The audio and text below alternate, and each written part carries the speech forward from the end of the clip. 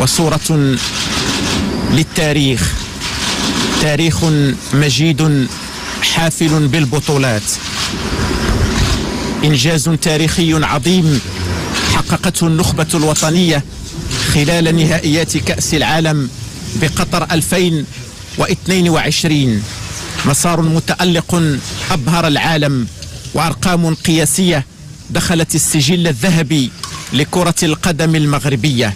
ولن تكتمل صورة الفرح والاعتزاز هاته إلا بأمهات أنجبن رجالا أسودا حرص جلالة الملك حفظه الله على إشراكهن في هذه الملحمة الوطنية والصورة التذكارية، عربون اعتراف لما بذلنه في تربيتهم على الأخلاق العالية والإنسانية قبل الأخلاق الرياضية الكروية.